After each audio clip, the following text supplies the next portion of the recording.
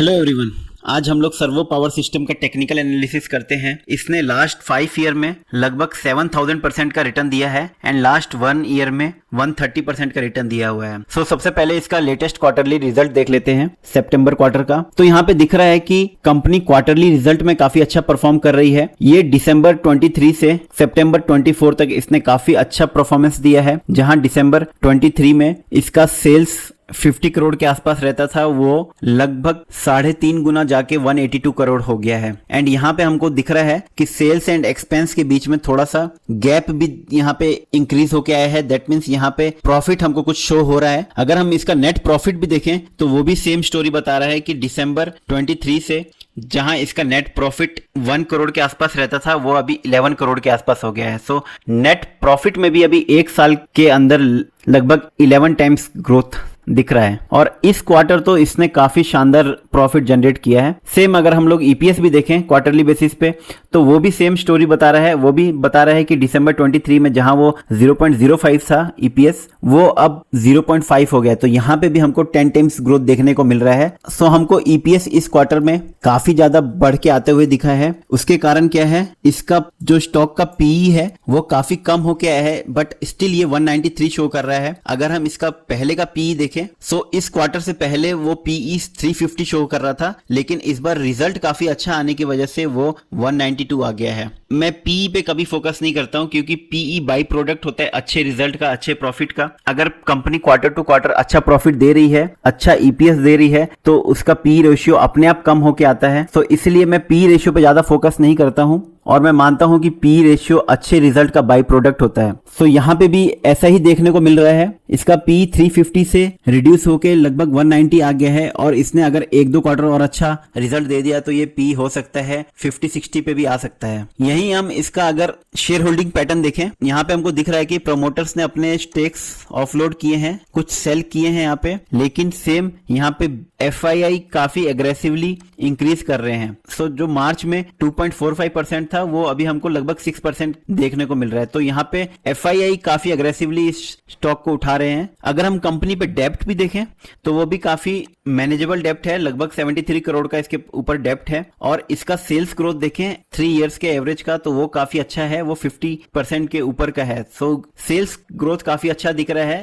अब आ जाते हैं हम सर्वोटेक के चार्ट के ऊपर, और हमने 1 डे टाइम फ्रेम पे इसका चार्ट लगा रखा है, और हमको दिख रहा है यहाँ पे इसकी कुछ लिस्टिंग हुई सितंबर 17 में, और उसके बाद से ये सीधा गिर रहा था, और गिर के ये इस लेवल पे आया लगभग 0.6 पैसे पे। ये 6 पैसे पे आया था जनवरी 20 में। फिर उसने यहाँ पे एक डब्ल्यू पैटर्न बनाया, और उसके बाद से ये ग्रो करने लग गया, और इसने इस ट्रेंड लाइन का फॉर्मेशन किया, एंड ये ट्रेंड लाइन को सपोर्ट मान के ऊपर की तरफ जाने लग गया। ये हमको दिख रहा है कि ये ट्रेंड लाइन एक कंफर्म ट्रेंड लाइन है, क्योंकि इस पे प्राइस काफी बार स्विंग बना के टच करके गया है, और हमको यहाँ पे दिख रहा है कि प्राइस ट्रेंड लाइन का सपोर्ट लेके ऊपर की तरफ जाता है, फिर इसमें अच्छा खासा रिट्रेसमेंट आता है, एक ये इस तरीके से ट्रेंड लाइन का फॉर्मेशन करता है, फिर ये मेजर ट्रेंड लाइन पे टच होके यहाँ पे हमको वॉल्यूम भी बढ़ के आते हुए दिखेगा ट्रेंड लाइन के आसपास, और यहाँ से काफी अच्छा मोमेंटम देके जाता है। सेकेंड टाइम ऐसा ही इसने यहाँ पे किया, यहाँ पे ये काफी टाइम से एक रेंज बना के आया, यहाँ पे टकराया, और ये रेंज लगभग जून 23 से जून 24 तक एक साल का इसने एक रेंज बनाया, और यहाँ पे हमको दिख रहा है वॉल्यूम एकदम ड्राई हो गया था, यहाँ पे हल्का सा वॉल्यूम हमको देखने को मिल रहा है, और फिर ये ट्रेंड लाइन से टकराया। जैसे ही ट्रेंड लाइन से टकराया, यहाँ पे हमको फर्स्ट टाइम एक वॉल्यूम देखने को मिला। ट्रेंड लाइन से टकराया, एक हमको यहाँ पे वॉल्यूम राइज होके आते हुए दिख रहा है, और यहाँ पे एक इसने ट्रेंड रिवर्सल पैटर्न भी बनाया। ये नेकलाइन का इसने ब्रेकआउट दिया, रेंज के अपर पार्ट को टच किया, वापस से रिट्रेसमेंट आया, फिर इसने रेंज का ब्रेकआउट दिया। और इसने रेंज का ब्रेकआउट किस तरीके से दिया था, अगर वो हम कैंडल देखें, हमको शो हो रहा है कि रेंज का ब्रेकआउट ये वॉल्यूम कंफर्मेशन के साथ दिया।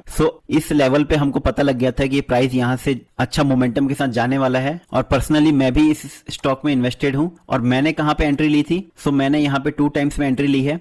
फर्स्ट टाइम मैंने यहाँ पे एंट्री ली जब प्राइस ने ट्रेंड लाइन पे टच किया, और ये लेवल था कुछ 80 के करीब में मेरी फर्स्ट एंट्री थी। सेकंड एंट्री जब इसने डब्ल्यू बनाया एंड डब्ल्यू का नेकलाइन ब्रेक किया ये वाली कैंडल ने, मेरी सेकंड एंट्री थी 92-93 के पास। जो मेरा एवरेज प्राइस आया था वो लगभग 85-86 पे मैं इसमें इन्वेस्टेड हूँ। और यहाँ पे उसके बाद हमको देखने को मिला कि वॉल्यूम के साथ प्राइस ऊपर गया। दैट मीन्स यहाँ पे हमको थोड़ा सा कॉन्फिडेंस मिल रहा था कि प्राइस भी ऊपर जा रहा है, वॉल्यूम भी बढ़ के आ रहा है। और एक कंफर्मेशन यहाँ से हमको ये भी मिल रहा था कि प्राइस ऑलरेडी काफी लंबे टाइम से एक एक्यूमुलेशन जोन बना के आ रहा है। और ये मैंने पहले भी बताया होगा कि जब भी प्राइस इस तरीके से फ्लैट होके एक ट्रेंड लाइन से टकराता है तो वहां पे काफी अच्छा मोमेंटम आता है एंड वहां पे एक नए ट्रेंड लाइन का फॉर्मेशन होता है। क्योंकि वहां पे मोमेंटम बहुत अच्छा आता है इसलिए वहां पे एक नया ट्रेंड लाइन भी फॉर्म होता है। तो यहाँ पे फिर हम देखेंगे प्राइस ने इस रेंज का ब्रेकआउट दिया, रिट्रेसमेंट लिया, फिर से इस लेवल का ब्रेकआउट दिया। सो इसलिए जब भी प्राइस ब्रेकआउट दे रहा है वो वॉल्यूम के साथ आ रहा है। सो एक ये कंफर्मेशन पॉइंट होता है कि जब जब प्राइस अपने पिछले हाई का ब्रेकआउट देता है तो वो एक वॉल्यूम के साथ आना चाहिए। और वो वॉल्यूम के साथ आता है इसका मतलब एक ये रिलायबल मूव है, ये एक ये लंबा चलने वाला मूव है। सो यहाँ पे आपको छोटे छोटे पॉइंट्स पे फोकस करना पड़ेगा। तो यहाँ पे लास्ट इसका जो हाई था उसको काफी अच्छे वॉल्यूम के साथ इस कैंडल ने ब्रेक किया। तो ये वाली अगर कैंडल को फोकस करेंगे तो इसने हमको दिख रहा है कि इस लेवल का काफी अच्छे से ब्रेकआउट दिया, फिर इसका फिर से रिट्रेसमेंट आया, फिर इस लेवल का भी ब्रेकआउट आ रहा है। सो इधर भी वॉल्यूम के साथ आ रहा है। सो ये छोटे छोटे पॉइंट आपको फोकस करने होंगे और इससे आपको कॉन्फिडेंस मिलेगा। और यहां से देखेंगे प्राइस ने एक ये ट्रेंड लाइन का फॉर्मेशन किया था कुछ इस तरीके से। सो ये ट्रेंड लाइन का फॉर्मेशन किया था, ये व्हाइट वाली एक माइनर ट्रेंड लाइन हो गई और इसका सपोर्ट लेके price higher low higher high का फॉर्मेशन करके ऊपर की तरफ गया और इसने इस लेवल का रेजिस्टेंस लिया। सो इसने इस माइनर ट्रेंड लाइन पे आया, फिर पिछला हाई को बिना टच किए ये वापस से ट्रेंड लाइन पे आया और इस बार ट्रेंड लाइन का ब्रेकडाउन दे दिया। और इस ब्रेकडाउन देखेंगे आपको वॉल्यूम के साथ मिला। यहाँ पे ब्रेकडाउन देने के बाद प्राइस फिर से ट्रेंड लाइन का रिट्रेसमेंट लिया और अब इस लेवल पे आ गया। अब यहाँ से हमको सर्वोटेक का प्राइस किस तरीके से मूव करते हुए दिख रहा है। सो हमको दिख रहा है कि ऊपर एक रेजिस्टेंस जोन है और प्राइस इस लेवल का एक सपोर्ट भी ले रहा है। और यहाँ पे हमको दिख रहा है कि प्राइस